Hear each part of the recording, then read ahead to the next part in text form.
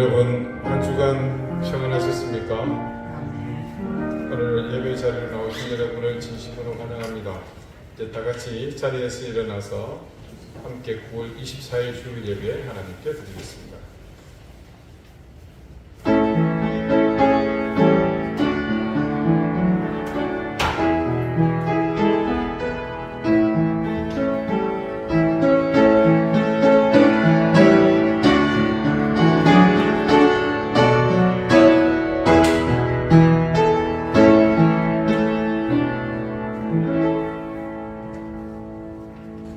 우리의 능력이 되시는 하나님을 향하여 기쁘게 노래하며 야곱의 하나님을 향하여 즐거이 소리칠지어다. 시를 읊으며 소구를 치고 아름다운 수금의 비파를 아우를지어다. 초하루와 보름과 우리의 명절에 나팔을 불지어다. 아멘. 존귀하신 여호와 하나님 아버지, 인생을 향한 그 거룩하신 사랑을 찬양하며 경배합니다. 미련하기 이를 데 없고 아둔하기 이를 데 없는 우리, 용서받지 못할 흉악한 죄를 지은 모든 이들에게조차 차별 없이 내리시는 그 사랑이 오늘 우리 모두를 이곳에 머리 숙이게 하셨습니다. 오늘 우리의 입술이 거룩하신 하나님의 이름을 부르는 것도, 그리고 우리의 온 마음이 하나님을 향해 경배를 드리며 엎드려 비옵는 것도 모두가 하나님의 그 자비와 인자하심에 감사하는 우리의 진실한 고백이오니 우리의 경배와 찬양, 그리고 이 예배를 통해 드리는 온전한 헌신을 받아주십시오. 이 예배를 통해 우리의 미련함이 벗어지며 아둔함에서 깨어나며 살아있는 하나님을 향해 결단하기를 원합니다. 예수 그리스도 이름으로 기원하옵나이다. 아멘. 찬송가 3장 함께 찬송합니다.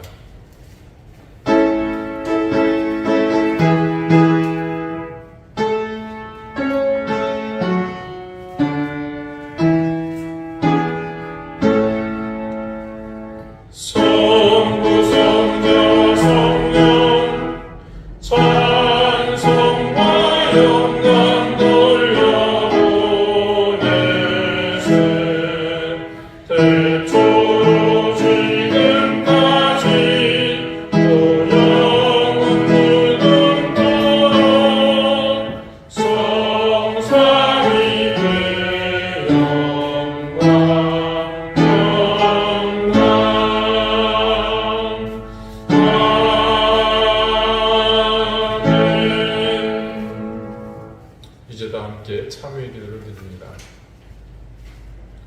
우리의 죄와 허물을 사하시는 주님께 이 시간 지난 우리의 삶을 가득 채운 모든 죄와 허물을 남김없이 고백합니다. 끝없는 인생이라 우리는 그렇게 믿으며 살았으나 우리 인생이 걸어온 우리의 발자국은 내 의지와 전혀 다른 어둡고 암울한 그림자로 길게 깊이 드리워져 있습니다. 연약함을 핑계로 나를 방치했고 세찬 세파의 힘에 제대로 맞서보지도 못했습니다. 잃는 것이 많을 것 같았고 더욱이 희생해야 된다는 두려움마저 나를 더 나약하게 만들었습니다. 그런 이유와 핑계들로 당당해야 할 곳에서 우리는 나약했고 겸손해야 할 순간 우리는 너무나 교만했습니다. 내 주머니를 열어야 할 사람들을 만났지만 외면했고 내 손길이 지금 간절히 필요한 이웃이 바로 내 곁에 있었지만 나는 그 일을 하찮게만 생각했습니다. 삶의 우선순위, 가치 있는 인생의 의미도 모른 채 그저 내 욕망을 따라 그렇게 살아왔습니다. 주님의 뜻을 외면하고 주님의 교훈을 따라 살지 못했던 우리를 불쌍히 여겨 주십시오. 이 시간 진실한 마음으로 주님 앞에서 회개하오니 우리의 이 모든 허물과 죄를 용서해 주십시오. 이제는 하나님과 나만이 아는 은밀한 죄를 생각하며 계속해서 침묵 가운데 참회의 기도를 드립니다.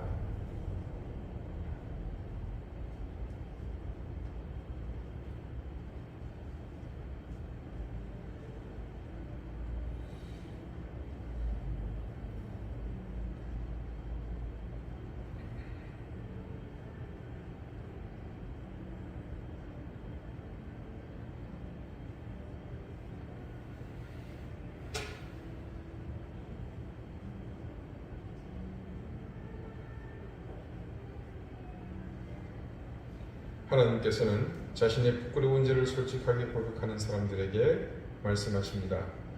너희가 과연 이 모든 악을 행하였으나 여호와를 따르는 데에서 돌아서지 말고 오직 너희의 마음을 다하여 여호와를 섬기라.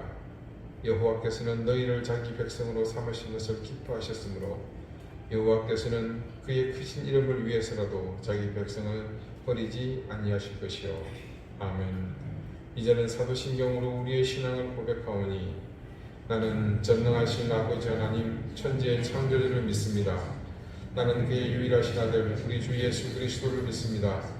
그는 성령으로 잉태되어 동정녀 마리아에게서 나시고 본디오 빌라도에게 고난을 받아 십자가에 못 박혀 죽으시고 장사된 지 사흘 만에 죽은 자 가운데서 다시 살아나셨으며 하늘에 오르시어 전능하신 아버지 하나님 우편에 앉아 계시다가 거기로부터 살아있는 자와 죽은 자를 심판하러 오십니다. 나는 성령을 믿으며 거룩한 공교회와 성도의 교제와 죄를 용서받는 것과 몸의 부활과 영생을 믿습니다. 아멘. 자리에 앉으시기 바랍니다. 이제 다 함께 성시를 교독하겠습니다. 성시는 교독문 15번, 시편 27편입니다.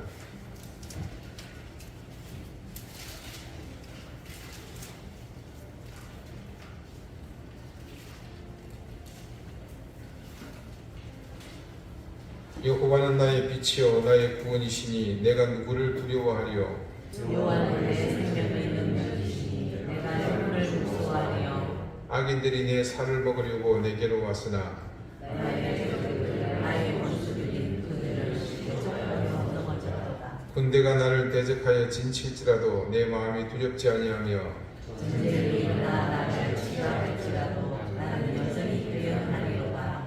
내가 여호와께 바라는 한 가지 일 그것을 구하리니 곧 내가 내 평생에 여호와의 집에 살면서 여호와의 아름다움을 바라보며 그의 성전에서 성화하는 것이라. 여호와께서 환난 날에 나를 그의 초막 속에 비밀히 지키시고 그의 장막 은밀한 곳에 나를 숨기시며 높은 바위 위에 두시리로다. 이제 내 머리가 나를 둘러싼 내 원수 위에 들리리니 내가 그의 장막에서 즐거운 제사를 드리겠고 노래하며 여호와를 찬송하리로다. 아멘. 다같이 기도드리겠습니다. 하나님, 지난 주간 헌정사상 추후의 일이 일어났습니다. 국회에서 현직 총리 회의만이 각인되었으며 야당의 총수가 온갖 가지 범죄에 연루되어 체포 동의안이 각인되는 일이 벌어졌습니다.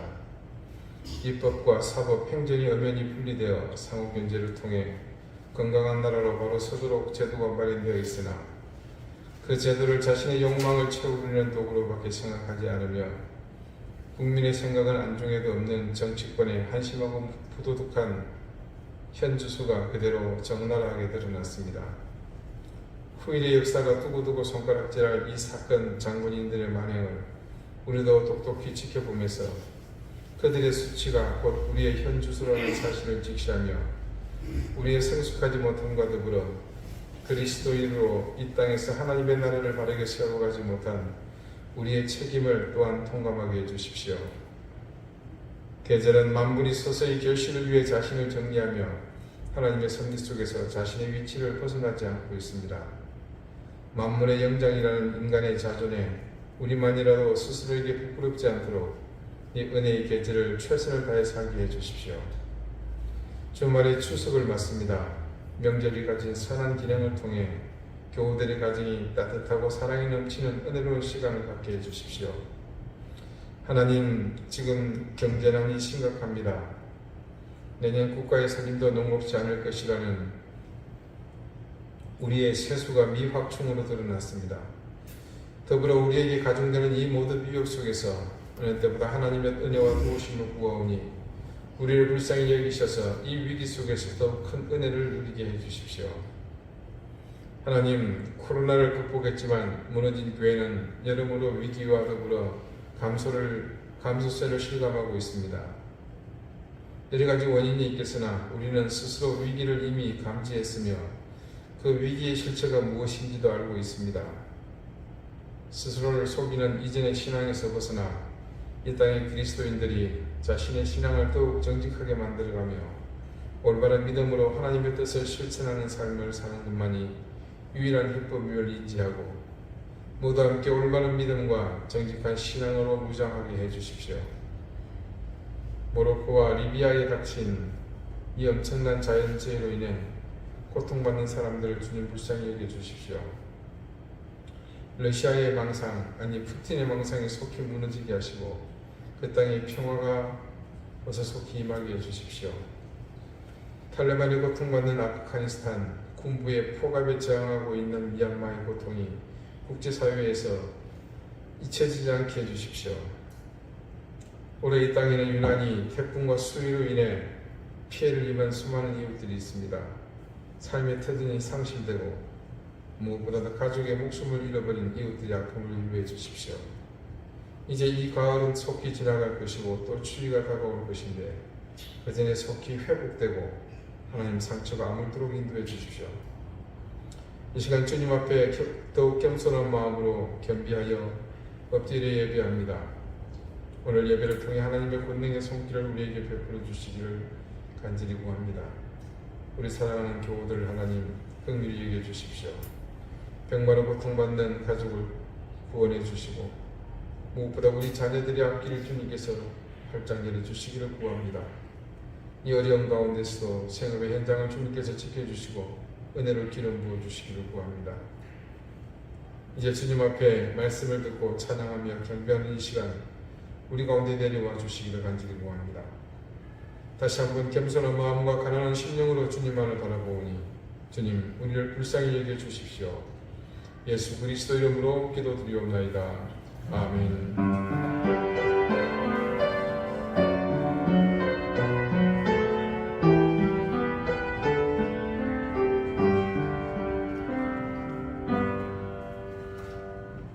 이 10장 함께 찬송하겠습니다.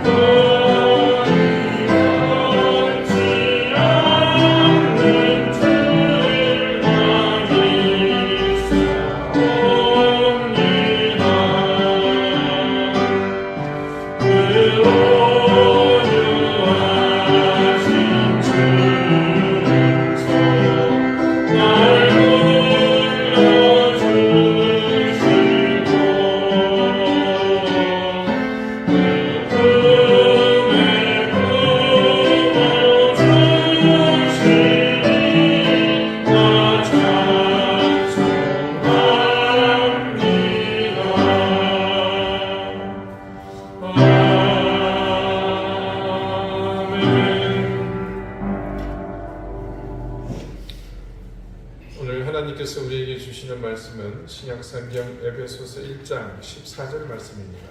신약 310쪽입니다.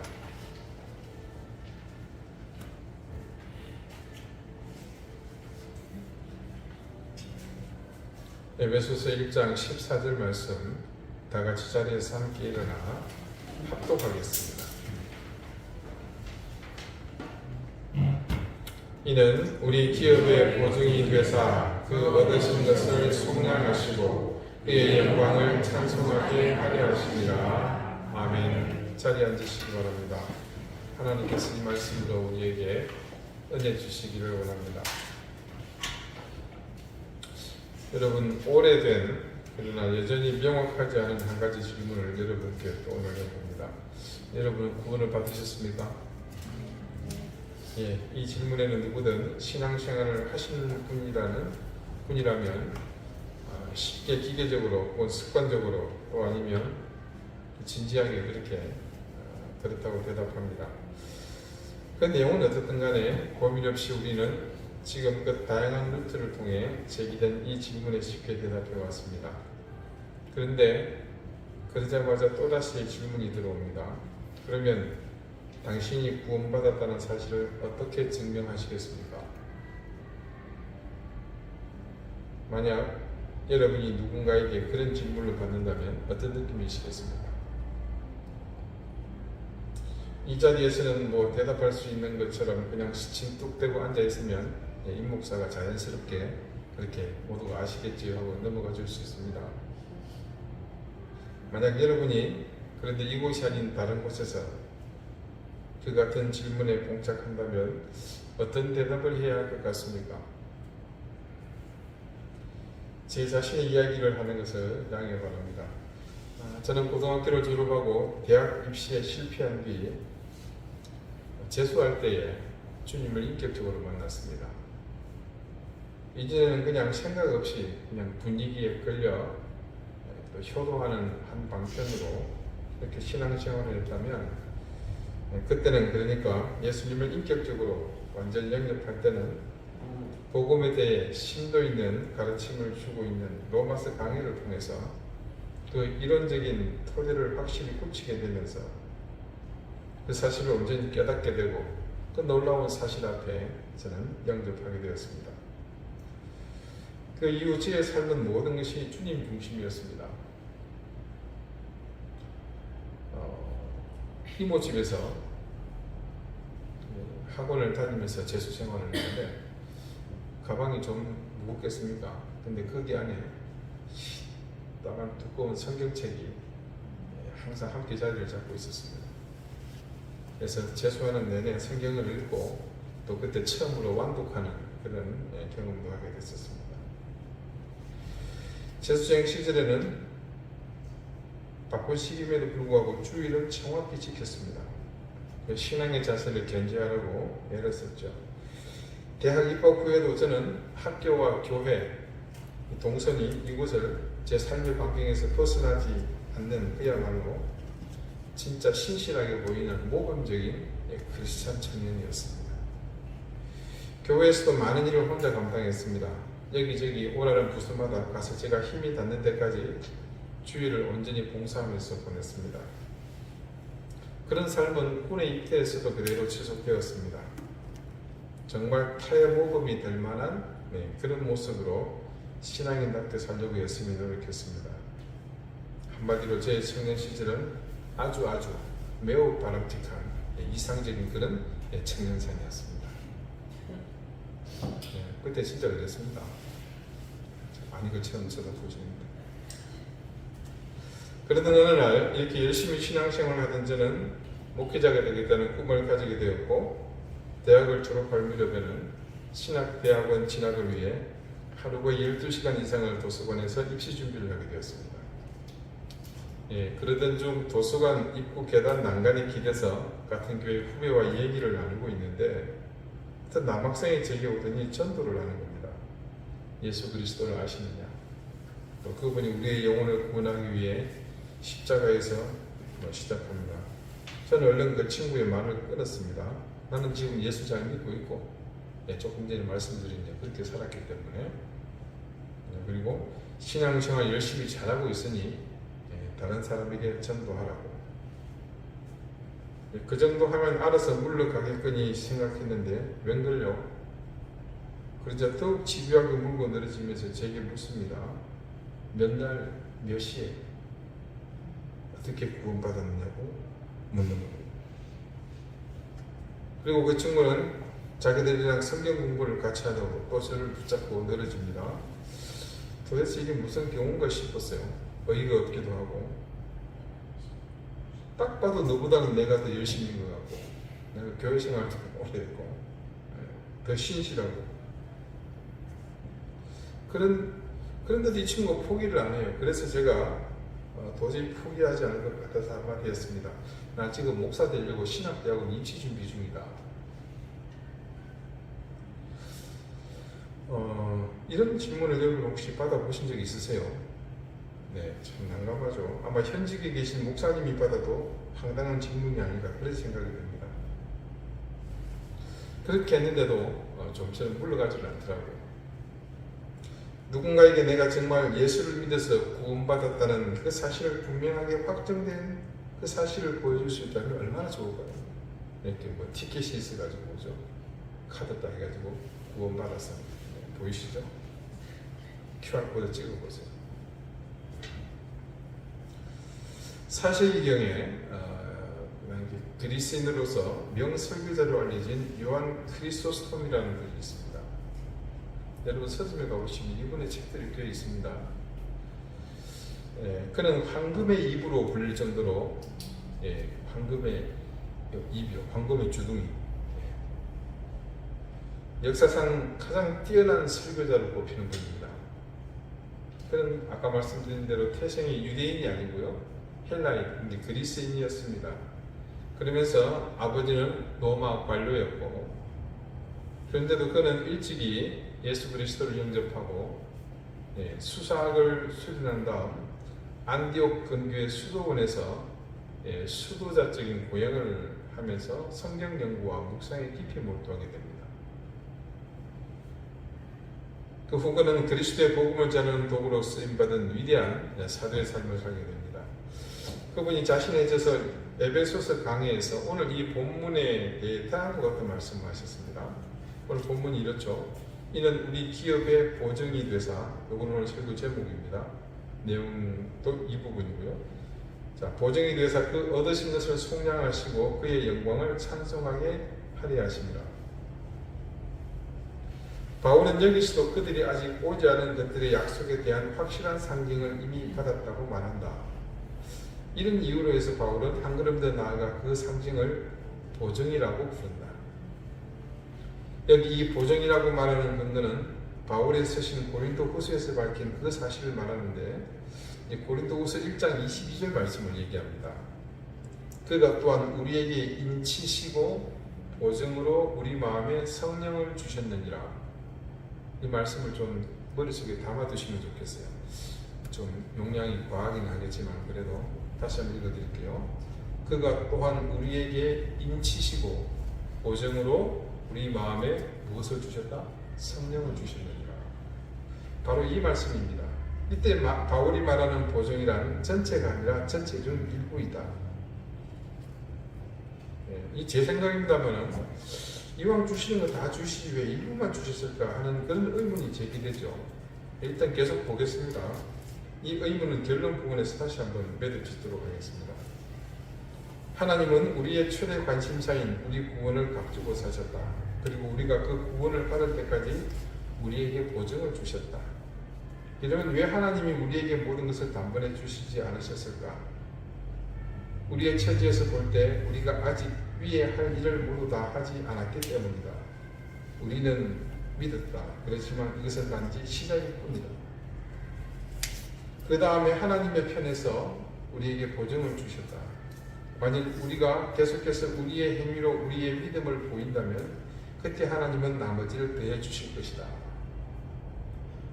보증이 왜 일부인지 약간 이해가 되는 부분입니다. 그뿐만 아니라 하나님께서는 우리에게 다른 보증, 즉 자신의 피도 주셨으며 더구나 또 다른 보증도 약속해 주셨다.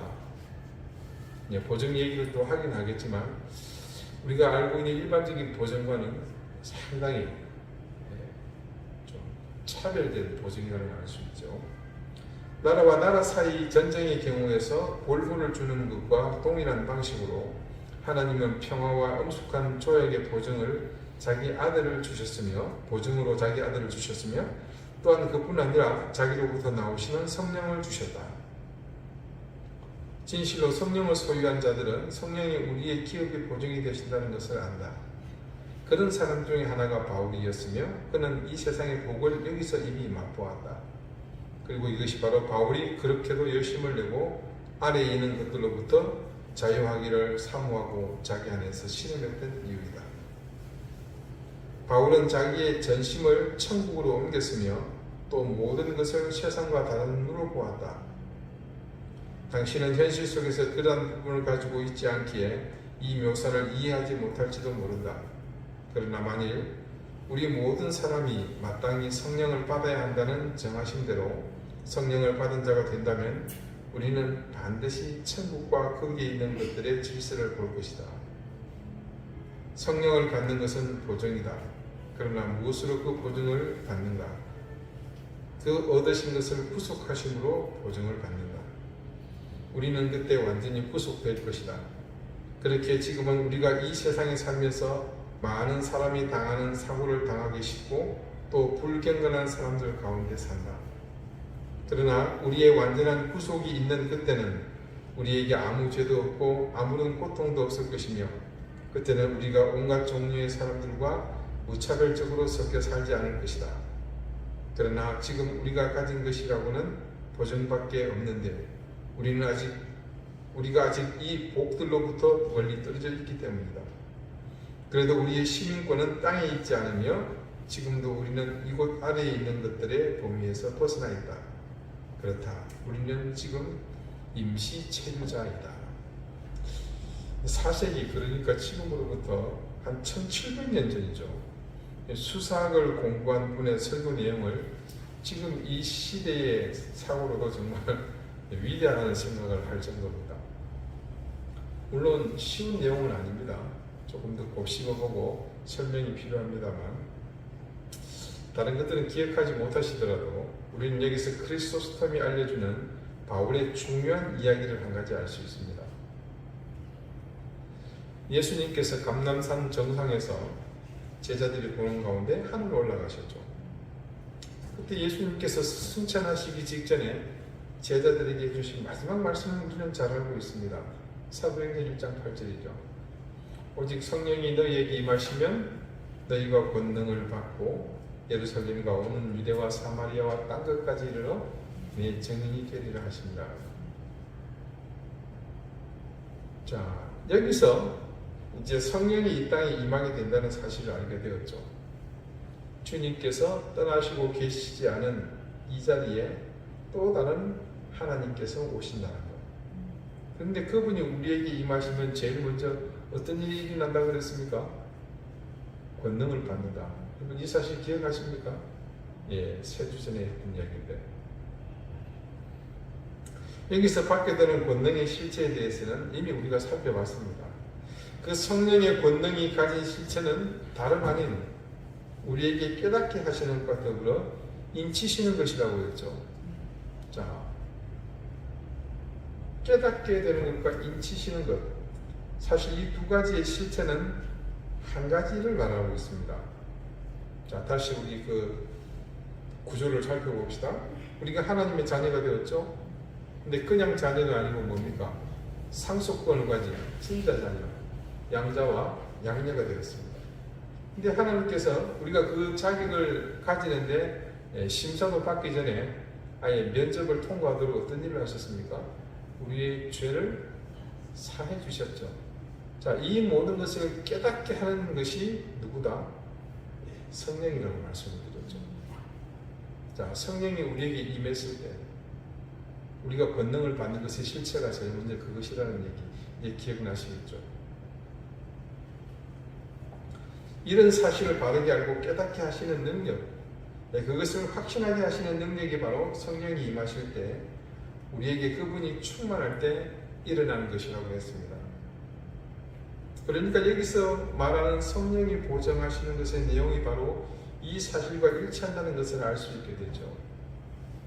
자, 아까 크리소스톰 이야기 속에 바울의 어떤 확정한 사실 한 가지, 고린도후서 1장 22절. 자, 여러분 기억 속에 있는 것을 다시 한번 끄집어내 봅시다.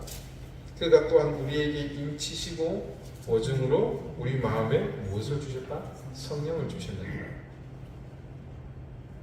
여기서 인을 친다는 말씀이 뜻하는 바를 여러분은 아시죠? 우리가 하나님의 뭐가 되었습니까? 소유로. 사실은 뭡니까? 돼지를 팔 때 우리 것하고 도장을 콱 찍는 것처럼 우리가 낙인 찍혀옵니다. 우리는 하나님의 맛 좋은 흑돼지. 자, 예수 그리스도를 믿어 구원에 이르게 된 그 사실을 통해 우리가 하나님의 자녀요 하나님의 소유가 되었다는 의미로 인을 치신 것, 그리고 성령을 주심으로 우리에게 그것을 온전히 보증하게 하셨다는 그 말씀이 바로 이 구절이 의미하는 바입니다. 우리 교우들 중에 혹시 이 보증이라는 말에 경기를 일으키실 분이 있으실까요? 저는 솔직합니다. 보증의 사전적인 의미는 이렇습니다. 어떤 사물이나 사람에 대하여 책임지고 틀림이 없음을 증명함. 너무 좀 추상적이죠. 이게 첫 번째 정의고요. 그 다음에 구체적인 정의는 이렇습니다. 채무자가 채무를 이행하지 아니할 경우에 채무자를 대신하여 채무를 이행할 것을 부담하는 일, 이렇게 되어 있습니다. 경기를 일으키는 경우는 두 번째죠. 자랑스러운 일은 아닙니다만 저희 집이 한때 이 두 번째 정의 때문에 집안이 거의 수년 동안 패닉에 빠진 적이 있었습니다. 온 가족이 헤어나지 못하는 거예요. 인심 좋다고 보증 서주는 그런 꼴이 나죠. 인생을 살면서 더욱 요즘처럼 수명이 유난히 길어진 이런 때에 누구나 한 번쯤 원치 않게 혹은 강제로 보증을 서는 일이 있을 수 있습니다. 그런데 이게 어제 오늘의 일이 아니었나 봅니다. 오죽했으면 여러분 수천 년 전에 기록된 성경 말씀에서도 대놓고 보증에 대한 교훈이 있지 않습니까? 잠언 22장 26절입니다. 너는 사람과 더불어 손을 잡지 말며 남의 빚에 보증을 서지 말라. 보증을 아예 서지 말라고 합니다. 그러면서 같은 잠언에는 보증에 대한 이런 말도 있습니다. 잠언 17장 18절 말씀입니다. 지혜 없는 자는 남의 손을 잡고 그의 이웃 앞에서 보증이 되느니라. 이렇게 결론은 뭡니까? 멍청한 놈이 보증 선다는 얘기입니다. 보증을 쓰는 사람은 지혜 없는 사람이라는 말이죠. 그런데 보증을 써본 경험이 있는 분은 이 말에 동의하지 못합니다. 이게 살다 보면요, 꼭 이 말씀대로 할 수 있으면 좋지만 그러지 못하는 경우가 반드시 있거든요. 보증을 써보지 않은 사람은 말을 하지 말아야 합니다. 설령 보증을 써본 경험이 있다고 하더라도 보증 서서 손해보고 온팡 보증 서준 사람 돈 물어줘본 경험이 없는 사람은 말하지 마세요. 보증은 그런 거거든요. 누군가에게 꼭 필요한 돈이나 다른 물질이 있습니다. 그게 없으면 당장에 숨이 넘어가는 판에 뭐든 못하겠습니까? 그래서 내가 살아야겠기에 치맛자락, 바지끄댕이, 머리끄댕이 잡고 다 잡고 매달리는 겁니다. 거꾸로 보증을 요구하는 사람의 처지에서 한번 생각해 봅시다. 물질이라는 게 누구에게 똑같은 겁니다. 돈을 빌려줘야 하는데 그것이 간단한 문제가 아니지 않습니까? 이런 딱한 체질을 생각하지 않으면 어디를 둘러봐도 답은 없습니다. 그런데 말입니다. 누군가 엄청난 돈을 가진 사람이 있습니다. 한 1조 원은 돼야 좀 엄청나다고 하겠죠. 개인이 그 정도 된다면 얼마나 많은 돈을 가진 사람입니까? 그런데 얼마가 되었건 간에 어지간한 금액에는 눈도 깜짝하지 않을 만큼 돈이 많아요. 근데 이런 사람들이 보통 보면 독한데 이 사람은 인심도 너무 좋습니다. 누구든 빌려달라거나 그냥 달라고 해도 선뜻 내주는 사람이에요. 자, 그런 사람이 보증을 서준다고 생각해 보십시오. 얼마나 든든하겠습니까? 보증을 요구하는 사람도, 그리고 보증을 서달라고 부탁하는 사람도 여기는 하등의 문제 요소가 있을 수 없습니다. 근데 과연 이 세상에 그럴 만큼의 재력을 가졌거나 혹은 가졌다고 하더라도 아까 말한 것처럼 그냥 바다에서 물 한 동이 퍼주듯이 이제 그렇게 인심 쓸 사람이 존재하겠습니까? 꿈 같은 얘기죠. 비현실적인 얘기입니다. 그런데 그게 가능한 분이 딱 한 분 계십니다. 누구겠습니까? 바닷물을 퍼주듯 그렇게 내어줄 수 있는 무한의 소유자는 이 세상의 주인이신 하나님이십니다. 그분이 우리 모두의 보정이 되어 주신다면 세상에 어떤 일이든 믿지 않을 것이 있으며 또한 어떤 두려움이 몰려온다고 하더라도 그 두려움 앞에서 애써 부인하거나 물러설 일이 있겠습니까? 한마디로 그분의 보정은 이 세상의 모든 보정이 의미를 상실하게 하는 능력을 가진 그런 보정입니다. 그분의 보정은 보정을 무식하게 하는 그런 보정이다. 그래서 하나님이 보정하신다면 그것은 사실상 확정이지 이미 보정이라는 말의 의미를 뛰어넘어 그 이상의 가치를 가지게 된다는 거죠. 여러분 한번 간단하게 생각해 봅시다. 우리의 구원이 어떤 보증도 없는 단지 사변에 그치고 만다면 세상에 제일 허무하고 어리석고 황당하며 무엇보다도 멍청하고 바보 같은 일이 어디 있겠습니까? 어쩌면 지금의 여러분을 존재 자체부터 부정하며 그 사실 자체를 거짓으로 만들어버리는 일이 될 수도 있습니다. 믿지 않는 주변의 사람들이 이해하지 못하는 우리의 삶에 대해 더 이상 그 이유와 가치를 설명할 길도 없어집니다. 하지만 그분은 누구보다도 이런 사실을 잘 아시는 분입니다. 우리 인생의 세밀한 부분까지 속히 저보다도 더 저를 더 잘 아시는 분이시잖아요. 거기에 대해서 또 한 가지 놀라운 것이 있습니다.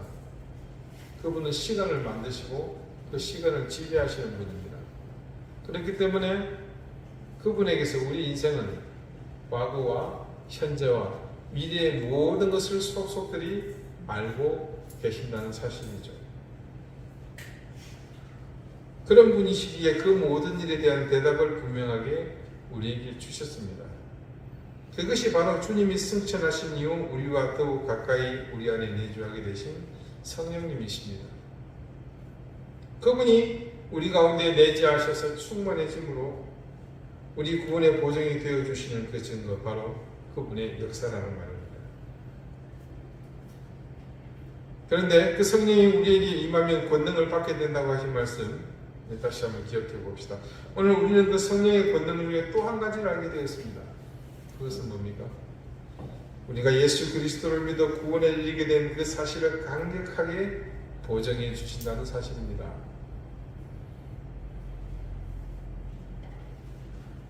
자, 처음 잠깐 그 얘기를 했습니다만 여러분, 보정이라는 것은 모든 것을 다 의미하지는 않습니다. 아까 크리스토스톰이 말한 것처럼 성령께서 우리 구원의 보정이 되어 주시는 것은 사실이지만 아직 그것이 미완이라고 말합니다.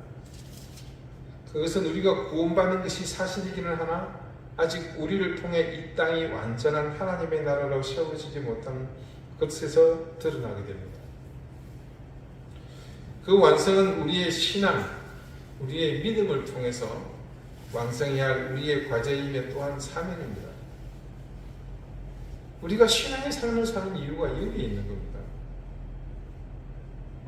여러분, 우리가 구원받았다 해서 모든 것이 완성되었다고 믿는다면 그건 큰 오산입니다.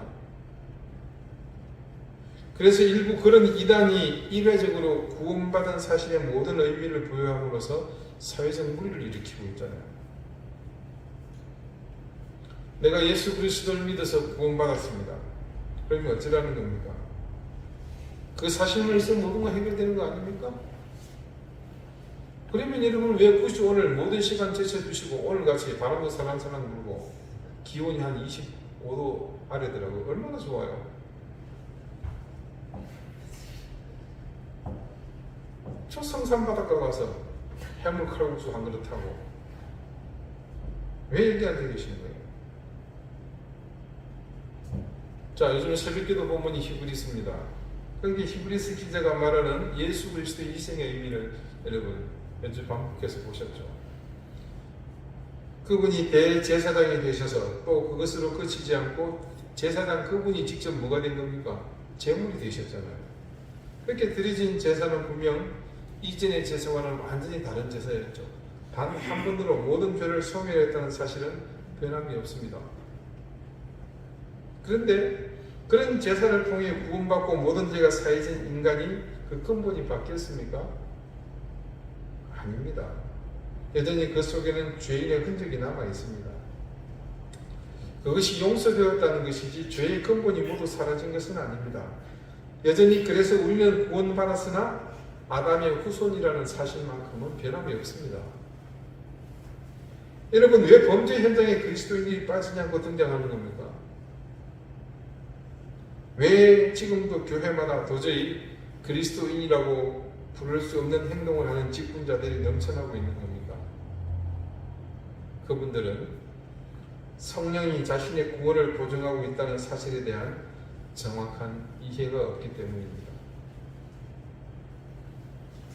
자, 생각해 봅시다. 지금 당장에 필요한 사업 자금이 필요합니다. 1억만 투자하면 설비를 다시 늘리고 생산량도 늘어지고 얼마 가지 않아서 그 투자한 돈을 다 회수하고도 더 많은 이익을 낼 수 있습니다. 근데 도무지 그 1억 원을 장만할 능력이 없어요. 은행을 가도 이금융권을 가도 또 주변에 사람을 아무리 찾아가도 대출도 어렵고 또 그걸 선뜻 빌릴 사람도 없습니다.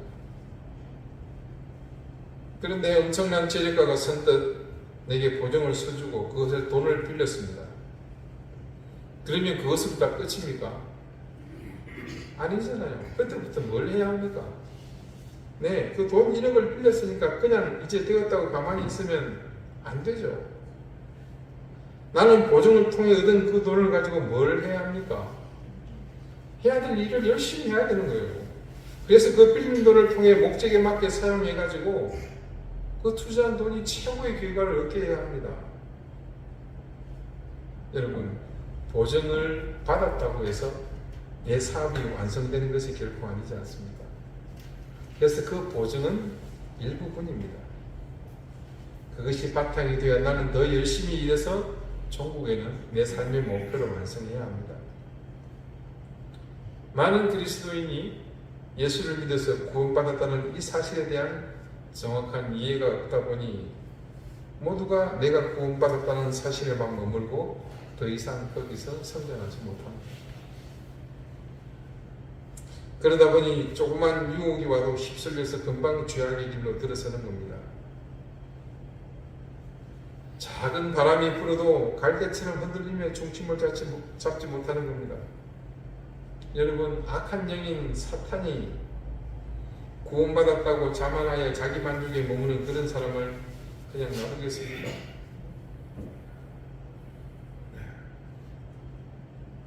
품질 보증하는 낙인 지키는 흑돼지를 두고 아무 그냥 가겠어요? 아까 그 흑돼지하고 다른 겁니다. 오해하지 마십시오. 어떻게든 보증을 세운 사람의 성의를 무식하게 만들어서 그 사람의 재산을 모두 송두리째 빼앗아가려는 악덕 사채업자같이 굴 것이 뻔합니다.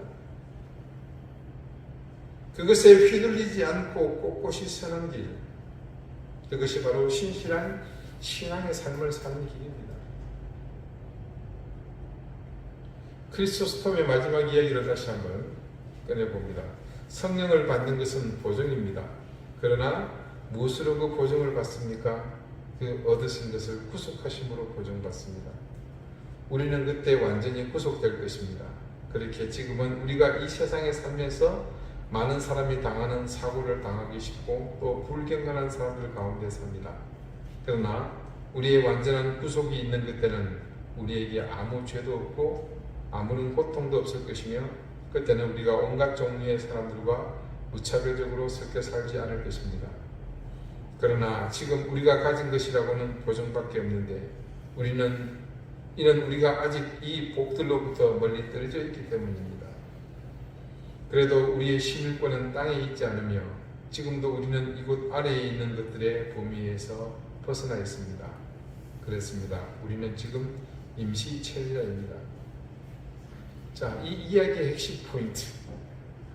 우리가 임시 체류자라는 겁니다. 지금 살고 있는 이 땅이 영원한 나라가 아니라는 거죠. 이민을 갔습니다. 나를 받아준 그 나라는 당장에 내게 그 나라 시민으로서의 모든 권리를 주지 않습니다. 물론 주는 데도 있습니다.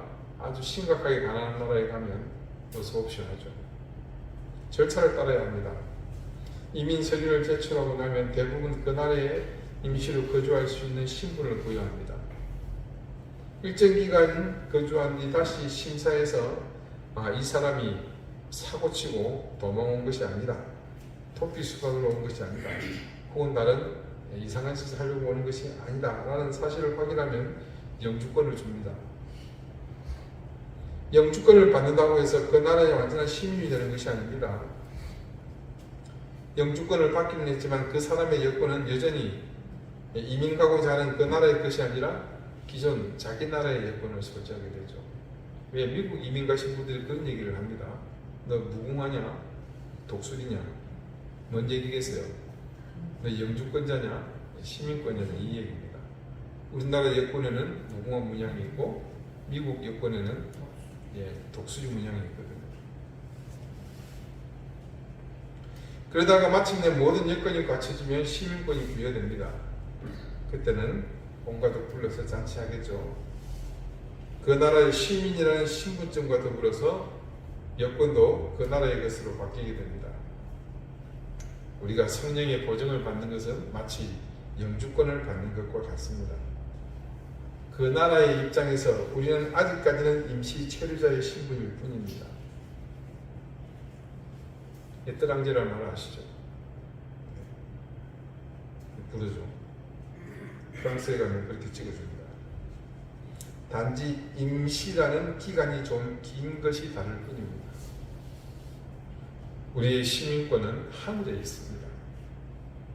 그래서 지금 이 땅에 사는 우리에게 절대적인 필요는 바로 성령의 보증입니다. 여러분, 성령의 보증은 시민권을 얻기 위한 우리의 권리입니다. 그래서 그것은 곧 우리의 권세이기도 합니다. 그러므로 이 보증은 결코 안주하거나 만족하라는 의미가 아니라 시민권을 향해 더 나아가도록 우리를 이끄는 힘이 되어야 합니다. 우리는 예수 그리스도를 믿어 구원에 이르게 된 하나님의 자녀입니다. 그런 우리의 신분을 잃지 않도록 우리를 보증해 주시는 성령님이 우리의 삶에 언제나 충만하도록 사는 그런 인생이 되게 하십시다. 우리에게서 그 보증이 궁극적인 목적을 이루도록 우리의 신분을 위협하는 모든 유혹에 흔들리지 맙시다.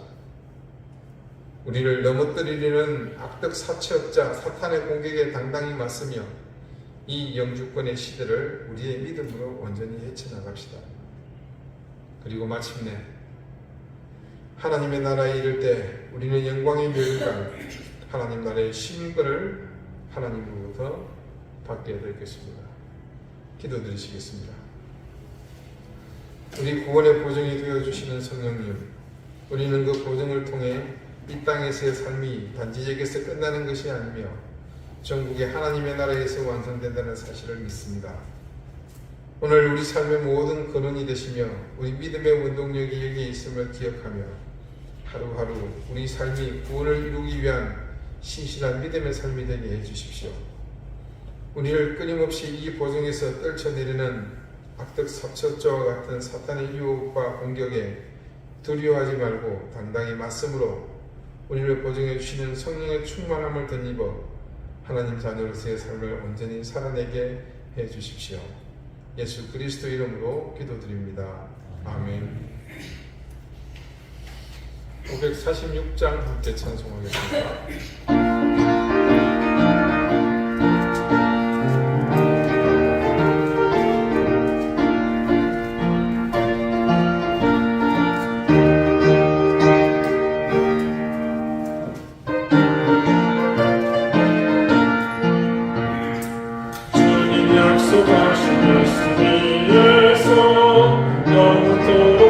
찬송하리라. 소리 높여 주께 영광 돌리라.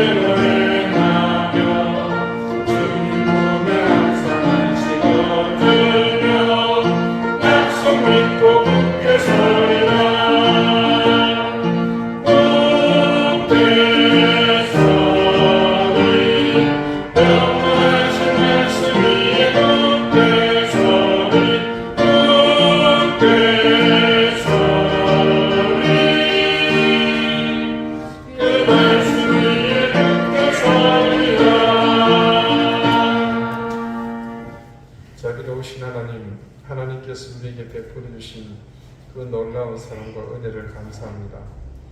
그 은혜와 사랑을 기억하며 내게 주신 모든 것이 하나님으로부터 왔음을 믿고 고백하는 마음으로 하나님 주신 것 중 일부를 구별하여 하나님 앞에 드립니다. 우리의 드리는 마음 가운데 담겨진 모든 정성과 또 드리는 마음들의 헌신과 수고를 하나님께서 기쁘게 받아주십시오. 그들에게 하늘의 신령한 복을 더하시며 땅에 넘치는 기름진 복을 더하셔서 하나님을 사랑하고 섬기는 그 인생이 얼마나 복된 것인지를 그 삶을 통해 증거하게 해주십시오. 교회를 위해 수고하며 또 청소하고 반주하며 여러가지 모양으로 섬기는 식구들이 있습니다. 하나님 사랑하는 그 교우들의 헌신과 수고를 기억해 주시고 하나님께서 귀한 은혜를 되게 덧입혀 주시기를 기도합니다. 우리 교우들을 사랑하는 자녀들을 기억해 주시며 그들의 앞길을 주님께서 활짝 열어 주십시오.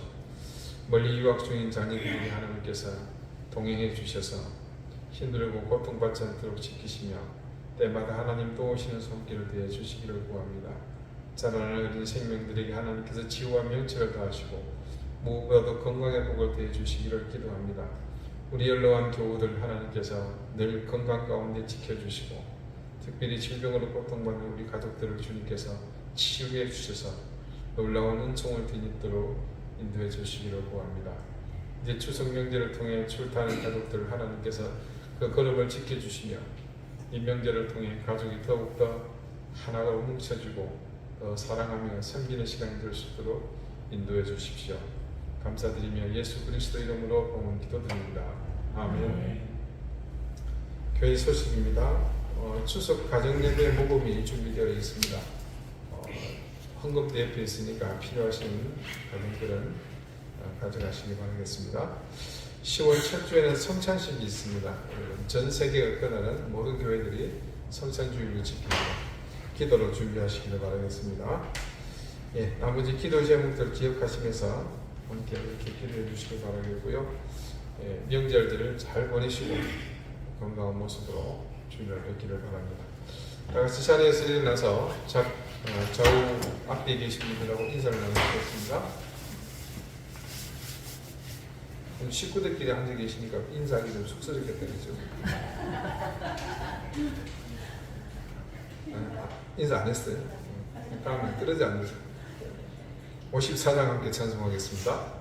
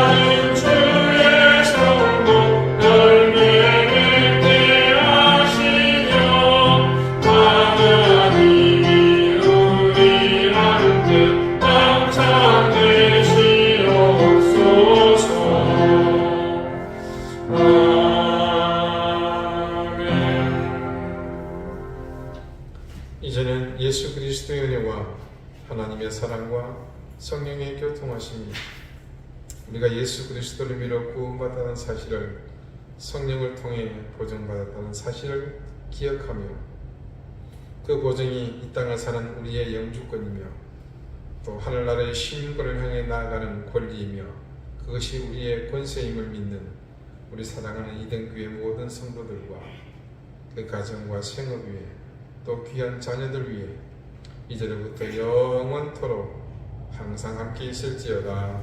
아멘.